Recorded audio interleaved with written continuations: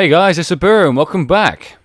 So today I have a replay by Tankmaster on straight domination mode in his Texas Tier 5 Premium American Battleship. So the Tier 5 American Premium Battleship, the Texas, is a New York class battleship and it has almost the exact same stats as the New York battleship. So the Texas has around 50,000 hit points and around 305 millimeters of armor. It's a typical dreadnought, really. Big battleship, made in around 1911, 1912, and was used significantly in the First and Second World Wars. So the main battery of the Texas is 5x2 356mm guns, with a firing range of 15.8 kilometers. So these guns are quite good. They're not the most accurate guns of Tier 5, but they're not they're about average. And I was going to say the average distance at 15.8 is about the same as well. So the Congo is better in terms of range than the Texas. The Koenig, however, the German battleship, is slightly worse than the Texas. So overall, she is a good ship, except for the relatively poor surface detectability range of 16 kilometers. And the decreased speed of the New York, unfortunately, of about 0.5 knots.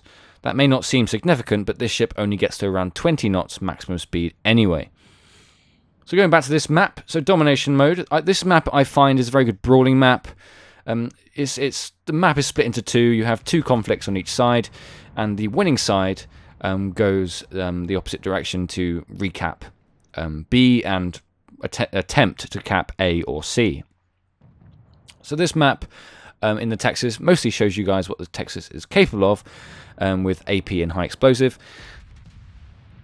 First shots of the day going to the Emerald light cruiser. Shots going into the side, not an awful lot of damage, only 1,000 damage there.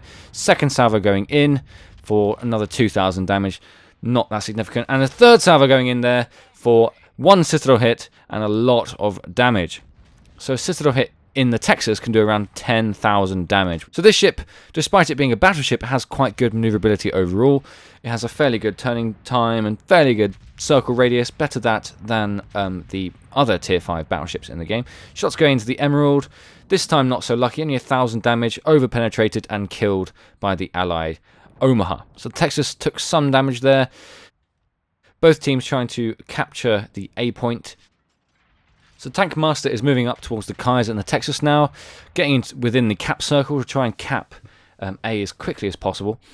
And the two battleships here are just trying to decap the Kuma at the moment. The Kuma is a fantastic ship in terms of high explosive potential and damage overall, but it is very lightly armoured. So in the position the Kuma's in is very risky, firing some shots into the enemy Texas, hopefully soon. Now the Tankmaster seems to stop here and think really about what target to shoot at. The Texas, there's a destroyer around here as well as the Kaiser. The destroyer is probably within the smoke over. There he is, the Clemson American destroyer. Potentially going to get some shots in, but he is wary that he's using armor piercing at the moment. And armor piercing would over-penetrate the Clemson and do very little damage. The Texas, however, is in a good angle on the right. The guns do take some time to turn around, along with most battleships in general. So shots going into the Texas, leading the shots correctly to try and get some good damage onto the Texas. Full salvo this time into the side of the Texas, 10,000 damage. No Citadel penetrations just yet, but 10,000 damage is great considering they're just regular penetrations. So the Kaiser and the Clemson's there. The Clemson you'll see later is a bit of a pain in this replay. So the Texas is moving towards the north part of A at the moment, trying to chase the Allied battleship. The Phoenix has taken some damage. The Kuma earlier has been utterly destroyed by getting too close to the battleship and the Clemson. The Clemson is only 5.4 kilometers away, so he's quite close distance. The Texas, just before he gets behind that island, maybe Tankmaster can fire a salvo to get in the middle of the ship, maybe a Citadel hit if we're lucky. Yes, we are. 14,000 damage. Big damage on there. The Clemson is only 4.4 kilometers away. Fast torpedoes, short-range torpedoes, however. So maybe Tankmaster can avoid those when they're incoming. Texas is now firing a salvo into Tankmaster. Ooh, heavy damage there. 12,000 damage taken from the Texas, but now the repair ability's up. soon, only 50 seconds or so. Torpedoes coming in from the Clemson.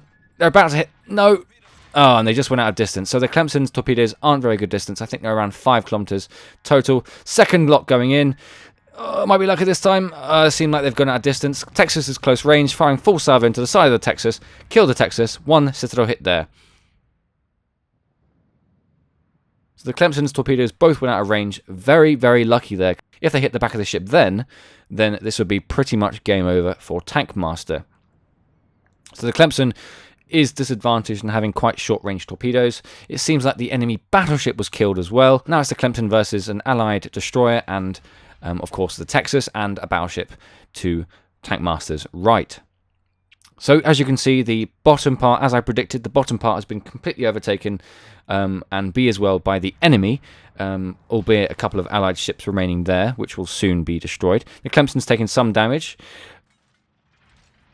firing a salvo of high explosive to try and kill the Clemson before he disappears, and nothing. So, only 1,000 damage left. Still alive. It seems he popped smoke, and it seems now is a big disadvantage for Tankmaster's team. So only 4 ships remaining versus 7 enemy ships. The Wyoming is there, almost stationary. The Wyoming is being a big target for Tankmaster to destroy. Only 10 kilometers away. And there's the Clemson. Just appeared. 4.4, just out of range of some secondary batteries. Can't kill him from this distance. These guns take too long to turn around. The Wyoming's doing some good fire onto Tankmaster. Set him on fire for about 1,000 damage there. Now's a good time to fire the main guns. So 2 guns at the front. Shots going in. The Wyoming's not moving very fast. Shots going to the front, just underneath the turret. 1 Citadel hit for 10,300 damage. That's towards the maximum damage of these guns. So second salvo of the middle guns coming in now. He's moving a bit faster than the Wyoming, but he's only limited to around 20 knots in total. Another Citadel hit there for 11,300, and the final salvo going in and finished him off 5,400 damage. So the Clemson's fired his torpedoes, again short range but fast, and the Texas Tankmaster has avoided those quite easily. So the Clemson is still there hiding within smoke. He's playing quite sneaky. The Allied destroyer, the Navy, is chasing after him, and the Kaiser now with the Texas pushing towards B to try and retake this match, which looks completely lost.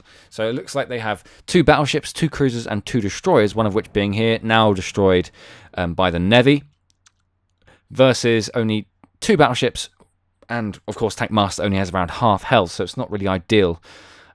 And of course the score is laying out that this is a complete wipe. There's almost no chance, only just capping A, while the enemies cap both A, B and C.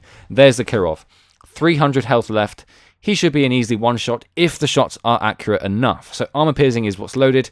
Unfortunately not high explosive yet, but we have to deal with what we have. AP going in now. Shots going in. First salvo, complete miss. Good turning by the Kirov. Second salvo, so we've got 3 guns at the back ready to fire. 1, 2. Getting into range of the third one. Don't think it's necessary. Shots going in. Killed the Kirov. Killed the Kirov. The last shot, that was very lucky there. So 2,000 high explosive damage taken from the Kirov, and there's some shots coming from the distance. So there's some high explosive shots. You can see them as clear as day coming from that direction. Now, of course, Tankmaster hasn't seen the enemy yet because he's hiding behind the island, and of course the detectability range is showing Tankmaster to all the enemies, and of course, well, he can't see the enemy yet because they're not within detectability range, their personal detectability range. So the V-170, good ship, waiting to angle these shots. He's getting too close to the Allied battleship, the Kaiser, and got absolutely destroyed. So the secondary batteries, only 1 torpedo laid out onto the Kaiser. Now, if there was more than 1 torpedo that hit this Kaiser here, this game would be completely different. I'll get back to that later. So that's it. Instead of 3 versus 7 now, it's now 3 versus 3. So there are 2 enemy battleships and a cruiser versus Tankmaster and Kaiser and an Allied Navy. So the Kaiser is 39,000 HP, full HP, but he's the unupgraded Kaiser, so he hasn't got as much HP as the Allied Kaiser. Another 7k worth, nearly. So the Allied Kaiser's taken a big hit. Tankmaster's pushing to cap B at the moment with teammates. Very good team play here. The Navy has done fantastic so far, and the Kaiser's taken some damage, destroyed that enemy destroyer. Some torpedoes coming in. It looks like from the Murmansk, which is about 8 kilometers maximum distance, which isn't too impressive. Turning anyway, in case he is within distance, and they've gone out of distance. So we know he's behind that rock over there. He's playing sneaky. Unfortunately, he's done no damage with torpedoes. So Miyogis are quite flat targets, quite weak battleships in my opinion, not compared to the Kongo at tier 5, which is a very, very good Japanese battleship. The Kaiser is side on, but the Miyogi is a nice flat target to shoot upon. Armor piercing is loaded, firing a full salvo into the side of the Miyogi. Hopefully get him underneath the turret and get some critical hits. Nothing too significant there, only about 5,000 damage. The Navy is firing a full salvo of torpedoes, and now he's playing sneaky in smoke. Now, the Kaiser is being very odd. He's sort of maneuvering behind the rock, and he's trying to get in on the Navy and Tank Master. So the Miyogi is taking some torpedo hits. Oh, it looks quite insignificant. No, he seems like he's avoided most of it, and most of them went out of range anyway. So the Kaiser is almost hiding behind the smoke, firing some shots into Tank Master, and now he's hiding behind the rock. So now he's trying to get in between that gap. We don't know where the Murmansk is, and he could be anywhere. The Murmansk is a very good ship if used in the right hands at long distance. At close distance, it is paper. So the Miyogi is only 33,000 HP left, firing one shot into the side for some insignificant damage. And now it seems like the Kaiser versus Miyogi, and there's the Murmansk. 25,000 HP left, and the Kaiser is getting in between those rocks, so he's a big threat. So the Navy's playing very, very sneaky, just how destroyers should play in this game, hiding in smoke and behind this island, completely kiting the Kaiser, so the Kaiser's getting in that gap, getting shots on now, reloaded now, shots going into the side of the Kaiser, only quite good damage, about 10k overall. Shots going in, secondary armament is now in range and now firing. Shots going into the center there, 5,000 damage nearly, and the Navy's following the Kaiser. So now Tank Master is playing very clever. So he's angling his armor, he's popped his damage control party, so when secondary armament hits him, and the Murmansk too, he doesn't set on fire. So the Navy is sneaking behind the Kaiser is fixed on Tank Master, Navy's about to go broadside on, fire his torpedoes, the Murmansk is in the distance, is a big threat, everyone's focusing on Tank Master now. No one's looking at the destroyer. Kaiser is absolutely destroyed by the destroyer, the Murmansk is next. Look, he's looking at now he's focused on the destroyer, he's firing a full salvo, now he's getting complete guns into the side of Murmansk, completely destroyed the Murmansk, 2 Citadel hits, second salvo hit him and killed him, finished him off. Unfortunately, the Navy, he played fantastic in this game, as did Tank Master, angling his armor and saving the day. Navy got destroyed by the second salvo, in between the salvos of Tank Master. So had he killed the Murmansk within the first salvo, then the Navy would still be alive. So the Miyogi's left, the Kaiser is facing him off. In my opinion, there's no comparison between these two ships. The Miyogi's too light, not very good, flat armor, completely wrecked. The Kaiser has a huge advantage, going to fire a salvo anyway. Tank Master going to fire away, not going to do anything insignificant, and game over. Okay, so in that game, Tank Master achieved 260,000 credits. Now this is non-premium. 4,100 experience, 209 free experience. He got Devastating Strike, High Caliber, and Dreadnought in this match. 130,000 damage, which at tier 5 is quite good. 32 hits in total, 4 destroyed, 8 Citadel hits. Very good, accurate play by Tank Master in this match. Obviously captured A and then moved towards B, and only 1 hit with secondary armament. Tank Master, top of the team, nearly 2,000 base experience with all the achievements as well. 4 kills, fantastic play. I have to say, this team play between the Texas, the Navy, and the Kaiser, this is what I need to see more of in World of Warships. We need more people playing like this. Fantastic play from all 3 of these guys. It's just a shame that the Navy was killed right at the end. So damage caused, 40,000 damage on the enemy Texas.